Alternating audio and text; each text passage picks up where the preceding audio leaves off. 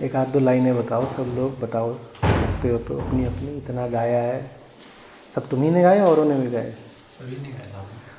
एक दो लाइनें बताओ जो एकदम झंझना आ गई है, कुछ मेरा भी एनरिचमेंट हो।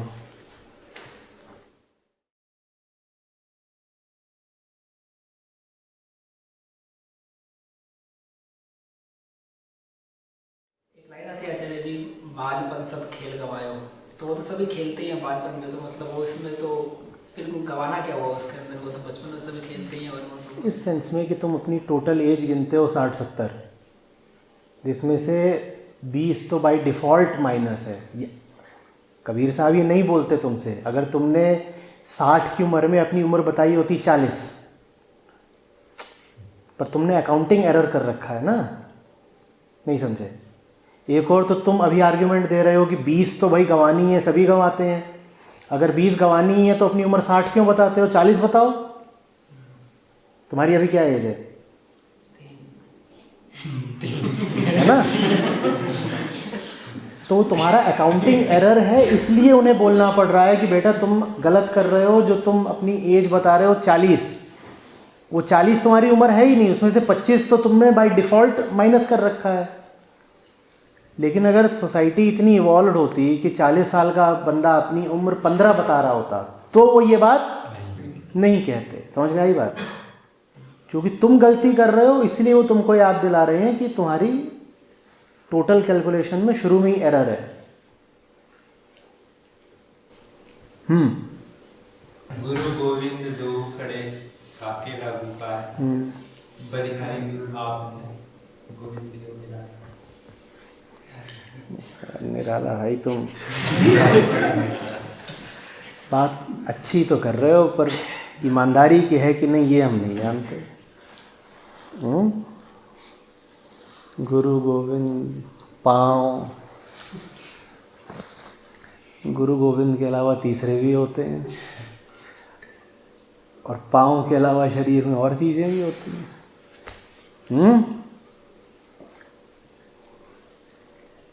गुरु गोविंद का ही ख्याल चलता रहता है मन में, और जिनका भी ख्याल चलता है उनके पास पाँवों का ही ख्याल चलता है।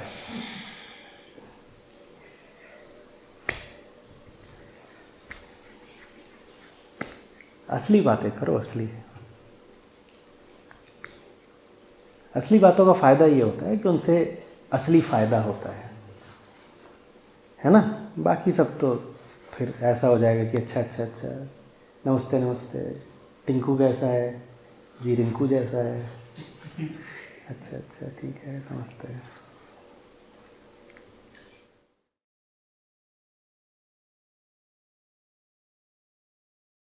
गुरु शरण जाय के तामस त्यागे, भला बुरा कहा जाता। इसमें स्ट्राइकिंग क्या है? मन भागने का। जो कुछ भी स्ट्राइकिंग लगता है वो अपनी जो स्थिति होती है, अपनी पोजीशन, उसी के कॉन्टेक्स्ट में लगता है ना।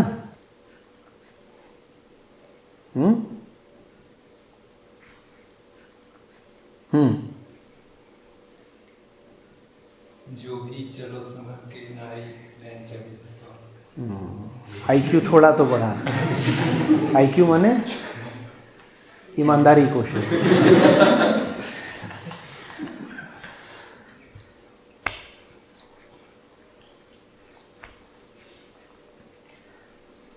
पाँव से नैन तक तो आए, बीच का लेकिन अभी भी सब बाईपास कर रखा है।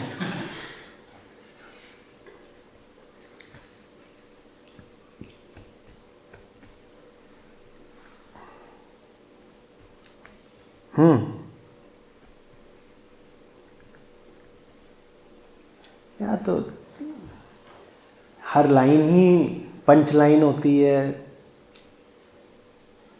सुपरहिट डायलॉग होता है। तुम लोग एक नहीं बता पा रहे। साहब की बात कर रहा हूँ।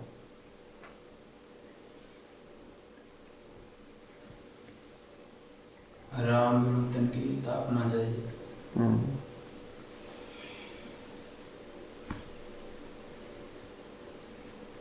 जाके कारण मूल गवाए, यमुना मुरली कृष्ण। आग बुझी मत जान दबी है, जोर से बोलो। आग बुझी मत जान दबी है। एक दो है आचार्य जी, कहना था सो कह दिया, कछु कहा न जाए, एक भी कया सो जा रहा दरिया लहर समाए। तो उस लाइन का मतलब समझ में नहीं आता। जब तुम अपने आप को वन मानते हो तो वो क्या हो गया?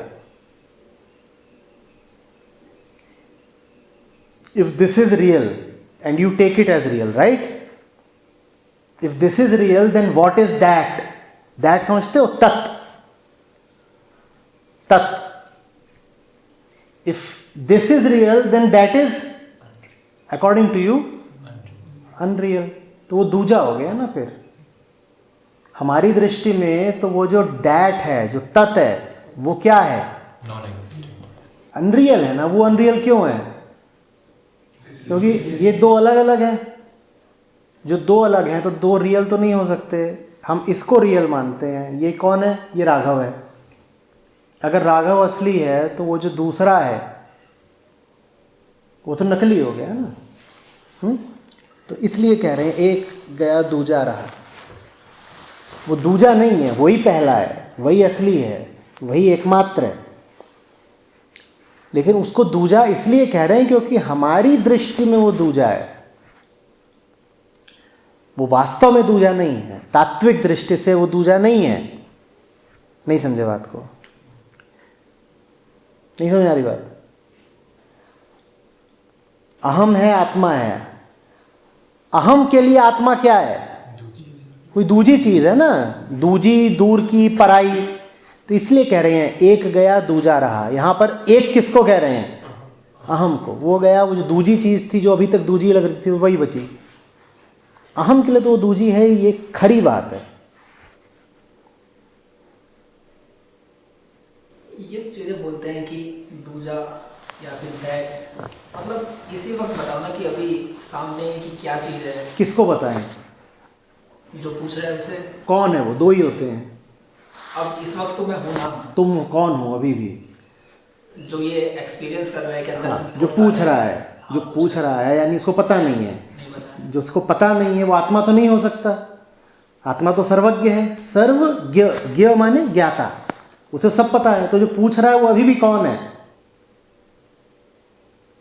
अहम ही है ना। अहम सुन पाएगा क्या अगर वो यही कहेगा मैं वो हूं जो पूछ रहा है? जब तक तुम पूछने वाले की आइडेंटिटी भी पकड़ के बैठे हुए हो, जब तक तुम अपनी आवाज में तलखी लेके ये भी कह रहे हो कि मैं पूछ रहा हूं, तब तक भी तुम्हें समझ में नहीं आएगा। तो उसको तो नहीं समझ में आएगा जिसको कोई प्रश्न ही नहीं है। उसको भी समझ में नहीं आएगा जो बहुत आस्तीन चढ़ा के बोलता है कि साहब मैंने सवाल पूछा है, बताइए जरा। बता क्यों नहीं रहे? इस आदमी ने क्या किया है? इसने भी तो अपने आप को हम ही बना लिया है। आत्मा थोड़ी सवाल पूछती है, या वो पूछती है? आत्मा को थोड़ी कोई उलझन वगैरह होती है। तुम बहुत बड़े सवाली बन गए अगर, तो भी तुमने अपने आप को क्या बना रख दिया? बिल्कुल रोक दिया ना। क्या बना के? वही बने रहो फिर। अगर हमका अपने प्रति सवाल नहीं भी है तो भी दुनिया के अंदर तो इतना सब चीजें चलती रहती है ना। अब एक पशु प्लास्टिक खा रहा है, उसके ऊपर सवाल आएगा ही आएगा। अब वो आत्मा का सवाल नहीं होता, लेकिन सामने दिख रहा पशु है। प्लास्टिक क्यों खा रहा है? क्योंकि हमने प्लास्टिक फैलाया है। अहम ने ना। हाँ। हाँ, तो बात पशु की होनी चाहिए, बात अहम की होनी चाहिए कि मैं ऐसा क्यों हूं। अगर मैं कहना रोक भी तो भी थोड़ी ना रुक जाएगा। अभी भी तुम ये सोच रहे हो कि मैं और दूसरे अलग अलग हैं। ये दृष्टि भी किसकी होगी?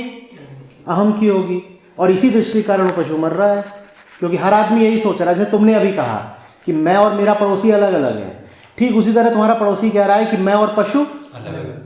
तो तुम और तुम्हारा पड़ोसी एक हो। पशु अगर मर रहा है तो उसे पड़ोसी नहीं मार रहा, तुम भी बराबर ही मार रहे हो। जिस भावना से तुम ये कह रहे हो कि मैंने थोड़ी प्लास्टिक फैलाया, मेरे पड़ोसी ने फैलाया, मैं और मेरा पड़ोसी अलग अलग है, उसी भावना तुम्हारा पड़ोसी भी कह रहा है कि मैं और पशु अलग अलग है। मैंने प्लास्टिक फैलाया तो पशु ही तो मरे, मैं थोड़ी मरा। जब तक तुम ये नहीं समझोगे कि ये सारा काम किस बिंदु से निकल रहा है, तब तक तुम एक सोशल एक्टिविस्ट तो बन जाओगे, स्पिरिचुअल आदमी नहीं बन सकते। सोशल एक्टिविस्ट की प्रॉब्लम यह है कि वो मूल गलती करता है कि सोचता है कि करने वाले दूसरे हैं, मैं दूसरों को सुधार रहा हूँ। उसको पता ही नहीं होता कि करने वाली एजेंसी वास्तव में कौन है, और इसीलिए वो कोई रिफॉर्म ला भी नहीं पाता है। रिफॉर्म तो दोनों ही लेकर आ रहे हैं, इतने सारे संत और गुरुजन भी हुए और इतने सारे। तुम क्या बिल्कुल लीचड़ बातें पेल रहे हो। संत और गुरुजन हुए, संत गुरुजन नहीं हुए होते तो क्या होता वो तुम्हें पता है? हाँ, वो बात ठीक है कि नहीं? वो ठीक नहीं है, तब तुम ही नहीं होते। उसकी जगह यहाँ पे एक राक्षस, एक जानवर बैठा होता। ठीक कैसे? वो ठीक है, तुम जानवर होते ही ठीक रहता। तो इतने सस्ते तरीके से बात मत करो ना कि नहीं वो बात ठीक है। कैसे ठीक है? संत गुरुजन नहीं हुए होते तो तुम्हारी जगह यहाँ पे कोई बैठा होता जिसके 2 सींग और 1 पूंछ होती। ठीक है? तो बहकी बहकी बातें क्या कर रहे हो? ठीक है?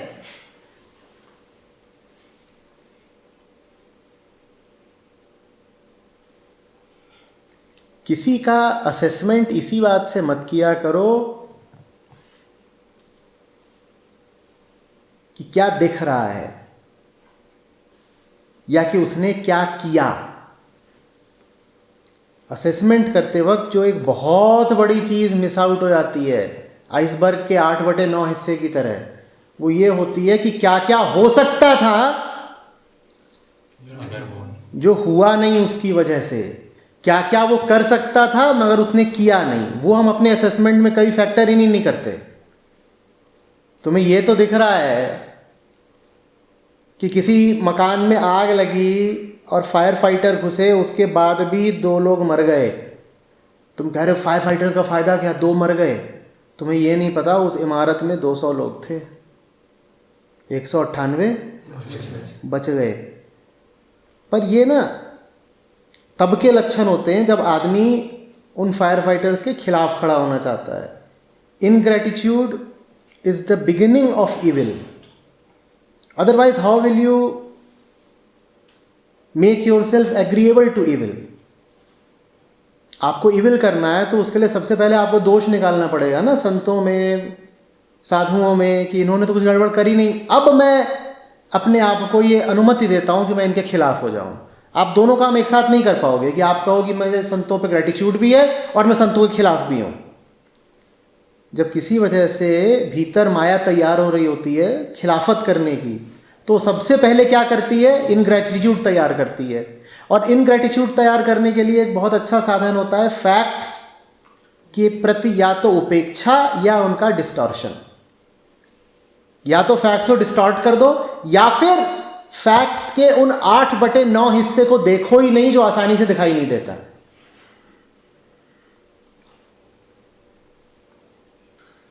भाई उदाहरण के लिए राम वैराग्य और अनुशासन और मर्यादा के प्रतीक हैं। ठीक? राम प्रतीक हैं वैराग्य, अनुशासन और मर्यादा के। अब आपकी ज़िंदगी में कोई मुकाम आ गया है जहां आप वैराग्य रख ही नहीं सकते। मान लो कोई कामिनी आ गई है आपकी ज़िंदगी में, या कि कोई बहुत बड़ा लालच आ गया आपकी ज़िंदगी में, जैसे अयोध्या का राजपाट। आपको भी कुछ ऐसे ही राजपाट मिल रहा है। आपके लिए अब संभव ही नहीं कि आप मर्यादा रखो, अनुशासन रखो।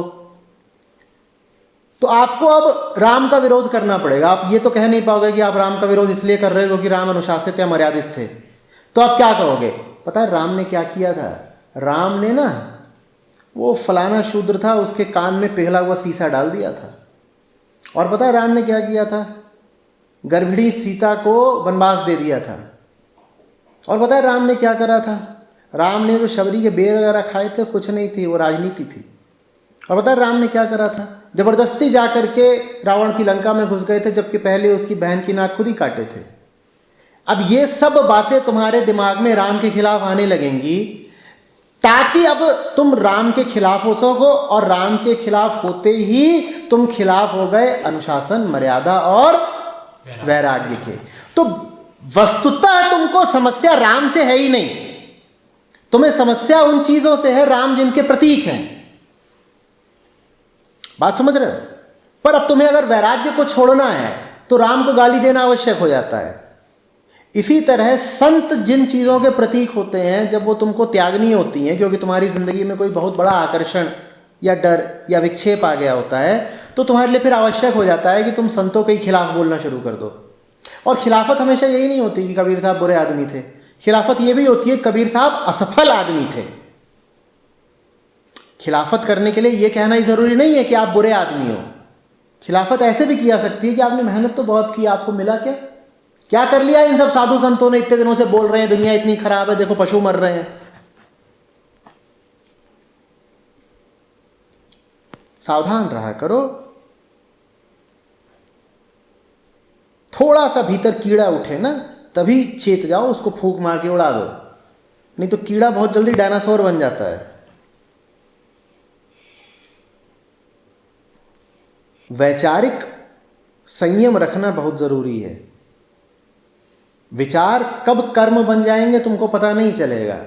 संतों के खिलाफ विचार का वह भी उठे, उसी समय चेत जाओ। ये मत सोचो कि मैं तो अपने एकांत में ही सोच रहा हूं, मैंने कुछ कर थोड़ा ही दिया। ये जो काम अपने एकांत में आप कर रहे हो ना, सोच सोच के, एकांत वगैरह कुछ होता नहीं है। आप अपने एकांत में भी अगर भ्रष्ट चिंतन कर रहे हो तो भ्रष्ट चिंतन आपका कर्म बन गया। भीतर से जैसे ही दुर्भावना उठे उसी वक्त उस पर ढक्कन रख दिया करो। कुछ बातों की अपने आप को अनुमति नहीं देनी चाहिए। अभी कल ही आया था एक जोड़ा, मैं उनको बोल रहा था कि वाक संयम और विचार संयम दोनों कर्म संयम से पहले आते हैं। सबसे पहले तो अपने आप को अनुमति मत दो कुछ भी उल्टा सोचने की। किसी तरह अगर विचार पर तुम संयम नहीं रख पाए, कुछ उल्टा पुल्टा सोच भी लिया, तो वाणी को अनुमति मत दो उल्टा बोलने की। पहले तो संतों के खिलाफ विचार ही नहीं आना चाहिए, और आ गया तो जबान पे नहीं आना चाहिए। पुराने समय में कहते थे जबान से अगर एक शब्द निकला संत पुरुषों के खिलाफ तो इस जबान को ही काट दूंगा, खुद ही काट दूंगा। ये वाग संयम कहलाता है, इसी को वाक निग्रह भी कहते हैं। गीता का 17वां अध्याय उठा के पढ़ो, यही 3 तल बोलते हैं कृष्ण साधना के। वैचारिक साधना, शाब्दिक और फिर कार्मिक। यही 3 चीजें संभालने की होती हैं। विचार संभाल लो, जबान संभाल लो और कर्म संभाल लो। अब 2 बातें तो तुम्हारी बहक गई। विचार तो गड़बड़ रही होंगे, तभी वाणी से भी गड़बड़ बात बोल रहे हो। बस अब जो तीसरा गड्ढा है उसमें और जाके गिरना है कि कर्म भी गड़बड़ शुरू कर दो।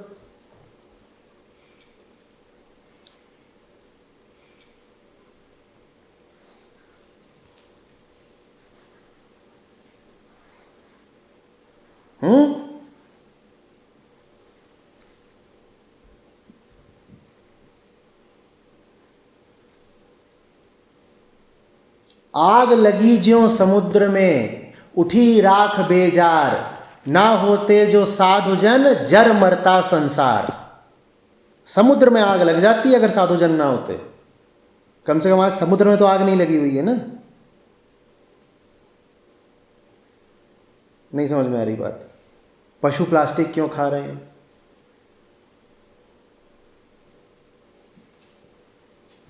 पशु हैं तो प्लास्टिक खाने के लिए, ना होते जो साधुजन तो पशु दिखाई भी पड़ते। और फिर पशु प्लास्टिक खा रहे हैं तो दोष किसका निकला? संत जनों का। ये तो गजब बात हो गई। पशु प्लास्टिक खा रहे हैं तो संत जनों का दोष है कि तुम आज तक रोक क्यों नहीं पाए? तुम इतने बड़े बड़े संत कहलाते हो, तुम्हारे होते हुए पशु प्लास्टिक खा रहे हैं। किसका दोष है? संत जनों का।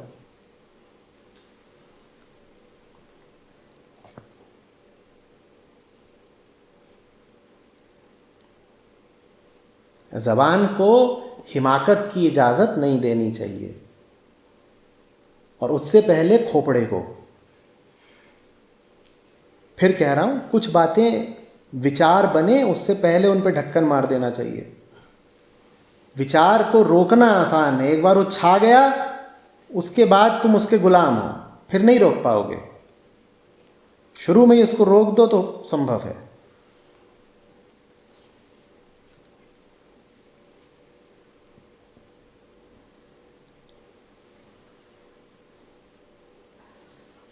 इसीलिए तो हमारा बिगड़ना इतना आसान है ना।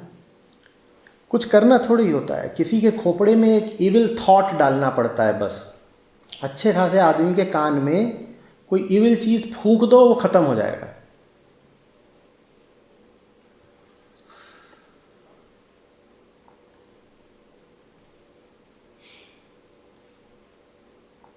उल्टा नहीं होता। ये नहीं होता कि बिगड़े हुए इंसान के कान में तुम कोई श्लोक फूंक दोगे तो ठीक हो जाएगा, ऐसा नहीं होगा। और जिसके दिमाग में तुमने एक बार किसी बेहुदे विचार का कीड़ा डाल दिया है, फिर उसको बचाना, उसको साफ करना, ये सब बहुत मुश्किल होता है। एक बात बताओ, इस दीवार पे यहाँ से मैं स्याही फेंक के मारूं, वो आसान है या उस फिर स्याही को छुड़ाना? जल्दी बोलो। तो ये जो दीवार है, ये आदमी का मन है, उसको गंदा करना बहुत आसान है। उस पर स्याही फेंक के मारो, अभी गंदा हो जाएगा। उसकी सफाई में बहुत वक्त लगता है, और सफाई फिर तुम कर भी दो तो निशान छूट जाते हैं।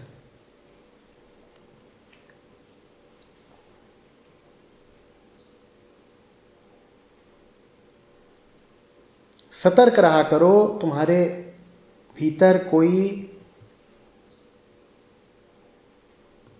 काले विचार प्रविष्ट ही ना करा पाए। और सबसे ज़्यादा वो विचार इसी रास्ते से घुसते हैं। किसी ने आके कान में कुछ फूंक दिया, ये जो फ़ोन चिपकाए चिपकाए घूमते हो, सबसे ज़्यादा खतरा उनको है। कुछ नहीं हुआ, फ़ोन आया, किसी ने एक बात बस फूंक दी कान में, बस फूंक दी, हो गए। अब वो बात भीतर जाएगी, जड़ लेगी, पनपेगी, बड़ी हो जाएगी।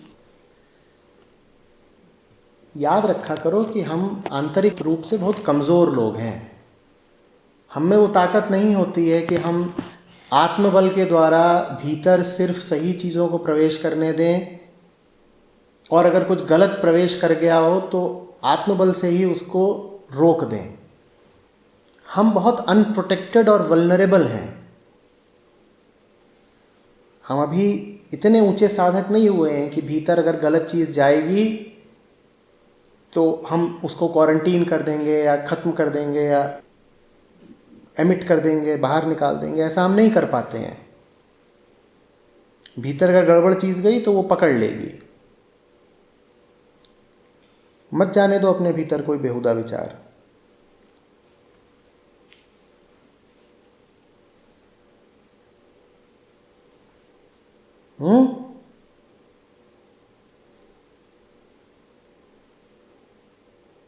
चलिए, अभी हमने जैसे इनसे कहा कि आम की गलती ये है कि वो दूसरे को अलग मानता है। तो अगर जैसे मतलब मैं कहना चाहिए कि आत्मा के में से जीता हूँ, तो पड़ोसी तो तब भी अहम से जी सकता है ना। तो वो तो जानवर तो तब भी, फिर पड़ोसी अहम से अगर जी रहा होगा, तुम्हें पता चलेगा कि वो पड़ोसी का अहम नहीं है, वो तुम्हारा भी अहम है।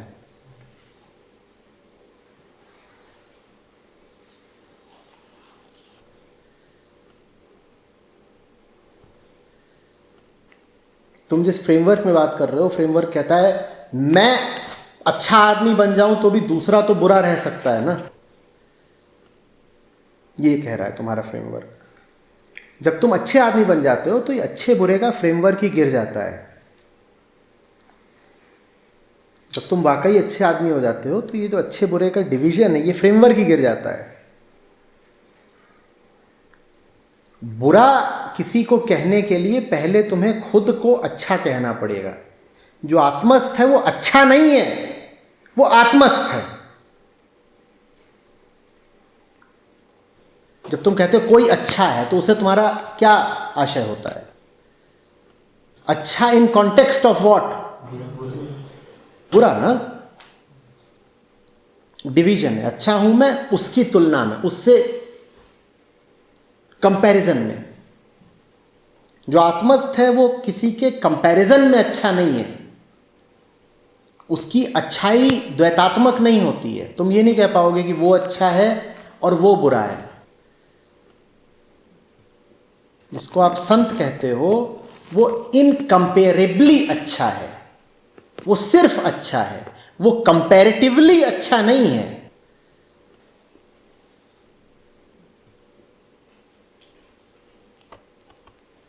समझ में आ रही बात? बुरा कहना ज़रूरी होता है अपने आप को रिलेटिवली अच्छा कहने के लिए। और जब तक तुम्हें अपने आप को रिलेटिवली अच्छा कहना है, तुम कौन से अच्छे हो गए?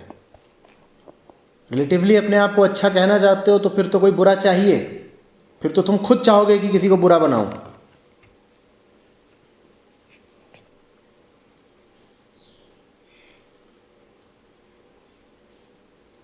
लेकिन तब भी चाहिए दूसरा चुनाव कर सकता है ना हमें रहने का।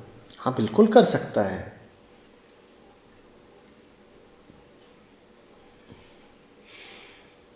लेकिन वो बात देख करके फिर तुम ऐसे नहीं रहोगे जैसे अभी तुम हो।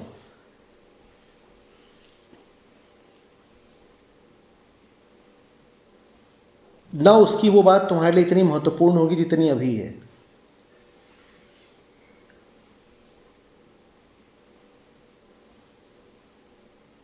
तो उसको रोकूंगा क्या?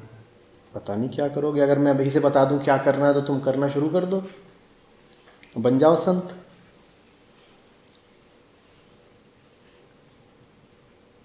दिन रात वीडियो पे बैठे रहते हो।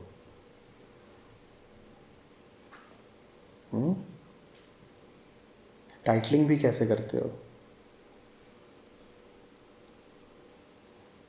पूछ रहे हैं कि जब मैं आत्मस्थ हो जाऊंगा तो मैं क्या करूंगा।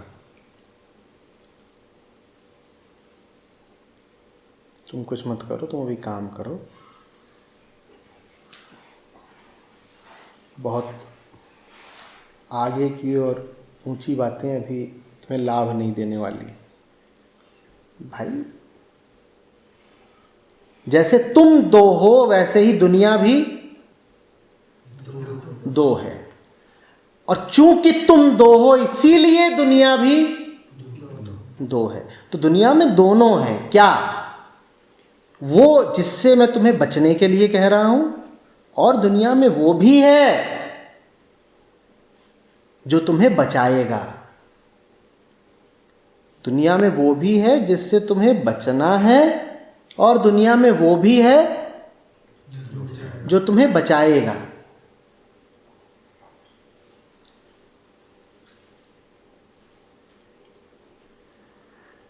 पिक्चर देखी थी मैंने, उसमें कतई एक बुढ़ा था और उसका बिल्कुल एकदम बुर्बक लौंडा, कतई इंजीनियर था। तो वो बुढ़वे को कुछ लोग दौड़ा रहे हैं, ठीक है। वो दूर से दौड़ता हुआ आ रहा है और कह रहा अरे अरे अरे अरे दरवाजा बंद कर, दरवाजा बंद कर, चोर आ रहे, डाकू आ रहे हैं, मारेंगे मारेंगे मारेंगे। ठीक है, दरवाज़ा खुला हुआ था, घर का दरवाज़ा खुला हुआ है, और दरवाजे पे खड़ा कौन है? वो बुर्बक लौंडा। और बाहर से वहाँ से बाप चिल्लाता हुआ आ रहा है, बाहर खिड़की दरवाजे सब बंद कर, वो पीछे आ रहे हैं, बहुत मारेंगे बहुत मारेंगे। और बाप आ रहा है और उससे पीछे, थोड़ा पीछे दूर वो 5-7 हैं जो मारने आ रहे हैं। और ये जो बुर्बक खड़ा है इसने क्या किया? बोला बाप नहीं तो बोला दरवाजा बंद कर, दरवाजा बंद कर दिया। अब बुढ़वा दरवाजे के बाहर दे दनादन पिट रहा है, धमाधम पिट रहा है। किसके लिए दरवाजा बंद करने को कहा है? बाप के लिए या चोर के लिए? और इसने दोनों के लिए बंद कर दिया। चोर के लिए तो बंद किया ही, बाप के लिए भी बंद कर दिया। इसे बोलते हैं मतिहीनता। क्या आचार्य जी आइसोलेट हो जाएं, दरवाजा बंद कर दें? बिल्कुल हाँ, बाप के लिए बंद कर दो। अब बाप भी अंदर नहीं आ सकता, वो भी पिट रहा है बाहर।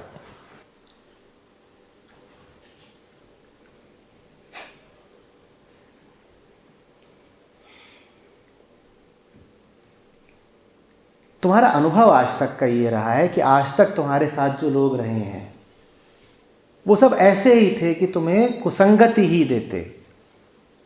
लेकिन उसका अर्थ ये थोड़ा ही है कि दुनिया में ऐसे लोग नहीं हैं जो सही संगति दे सकते हैं।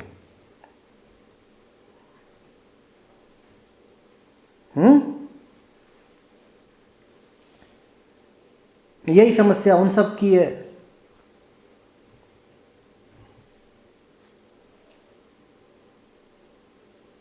तो इनको लड़कियां चाहिए कि आचार्य जी ने तो बड़ा टफ क्राइटेरिया रख दिया है, ऐसी तो कोई होती नहीं। वैसी तुम्हें आज तक दिखी नहीं, मिली नहीं, तुम्हें दिख भी नहीं सकती थी, मिल भी नहीं सकती थी, क्योंकि तुम हो, तुम हो।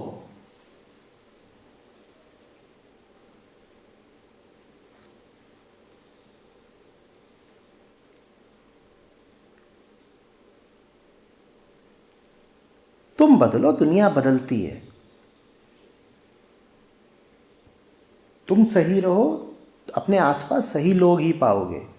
इसका मतलब ये भी ज़रूरी नहीं है कि मान लो तुम्हारे पास परेश रहता है, इसका मतलब ये भी नहीं है कि तुम अगर बेहतर आदमी हो गए तो तुम्हारे पास परेश की जगह सुरेश रहना शुरू कर देगा। वैसे वो मेरे पास है अभी। इसका मतलब यह है कि जब तुम बदल जाते हो ना, तो परेश भी बदल जाता है तुम्हारे लिए। नहीं समझे बात को? Is he to you what he is to him. लोग तुम्हें भी अपना वही चेहरा दिखाते हैं जिसके तुम हकदार होते हो। एक आदमी के 100 चेहरे हो सकते हो, तुम्हें कौन सा चेहरा दिखा रहा है अपना बताओ? जैसे तुम हो। एक आदमी के कई चेहरे हो सकते हैं ना, तुम्हें वही चेहरा दिखाएगा वो, तुम जिस चेहरे को देखने के हकदार हो। और तुम्हें शायद ये लगे कि ये तो उस आदमी का एकमात्र चेहरा है, उसका एकमात्र चेहरा नहीं है। तुम दूसरे होते, वो व्यक्ति तुम्हें अपना चेहरा भी दूसरा दिखाता। तो कंपनी बदल गई कि नहीं बदल गई? भले ही आदमी वही रहा, मान लो तुम 2 ही लोग हो, लेकिन तुम बदल गए तो तुम्हारी संगत बदल गई ना, क्योंकि वो व्यक्ति अब तुम्हें अपना कोई दूसरा चेहरा दिखाएगा, जो चेहरा देखने के तुम हकदार हो। तुम बेहतर हो जाओ, तुम पाओगे कि दूसरा तुम्हारे लिए बेहतर हो गया।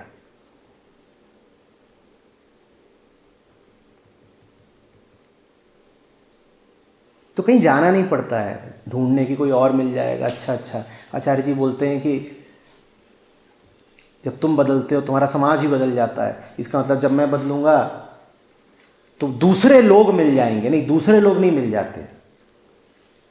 हो सकता है लोग वही रहें, तुम्हारे लिए वो बदल जाए।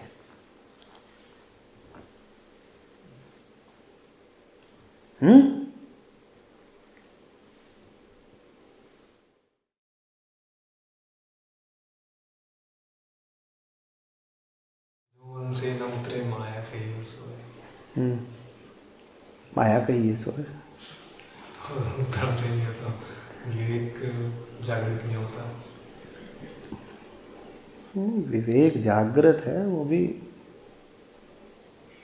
माया के कदरदानों में से है। क्या है उससे? क्या है माया कहिए सोए? माने ये नहीं होता कि उसका नाम माया रख दो। माया कहिए सोए का मतलब होता है कि वो चीज़ गई, उसको जान लिया कि वो माया है। एक बार जिसको जान लिया कि माया है, वो चीज़ अब बच नहीं सकती। तुम कह रहे हो नहीं मेरे दिमाग पे माया चढ़ी रहती है। जब तक जाना नहीं वो माया है तब तक चढ़ी थी, तब तक समझ में आता है। पता ही नहीं था माया है तो दिमाग पर चढ़ी हुई थी, तब तक उसका कुछ और नाम था। क्या नाम था? छाया, मोहिनी। तो दिमाग पर चढ़ी हुई थी। अब दिख गया कि वो मोहिनी नहीं है, माया। जैसे ही दिखा माया है, तो इसका मतलब तो ये होता है ना कि वो गई। तुम कह रहे हो चढ़ी रहती है कॉन्टिन्यूअसली, इसका मतलब तुम्हें दिख ही नहीं रहा है कि माया है। ये देख पाना कुछ माया है, ये आशय थोड़ी रखता है कि बस तुम उसका नाम माया रख दोगे।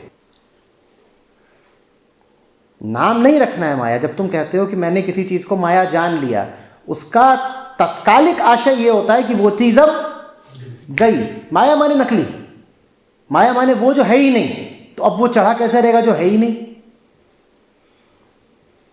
माया माने वो जो एम्प्टी है, हॉलो, जो है ही नहीं, वो तुम्हारे दिमाग पर चढ़ा कैसे हुआ है बताओ मुझे। तुम कह रहे हो चढ़ी रहती है, और अगर चढ़ी रहती है इसका मतलब तुम अभी उसे माया देखते ही नहीं हो। तुम्हारे लिए वो एम्प्टी नहीं है, तुम्हारे लिए वो सब्सटेंशियल है। तुम्हें उसके सब्सटेंस देने में कुछ मजा आता होगा, क्योंकि दिमाग किसका है? तुम्हारा। उसमें जो कुछ भी है उसका पालन पोषण करने वाला, उसको जगह देने वाला कौन है? तुम हो। तो तुमने अगर माया को सब्सटेंशियल बना रखा है तो उसमें तुम्हें कुछ मजा आता होगा, लेते रहो मजे। इसमें आचार्य जी क्या कर पाएंगे? ये तो तुम्हारे और उसके बीच की बात है, तुम ले रहे हो मजे, लो। असली बात मज़ा सिर्फ केवल को है। उसने भजन गाए, जो मिला उसको मिला, उसी की आंतरिक समृद्धि हो रही है, बाकी सब बेकार चीज़, कुछ नहीं। तुम सब अपने ही माया जाल में उलझे हुए हो। जो गा रहा है वो पा रहा है,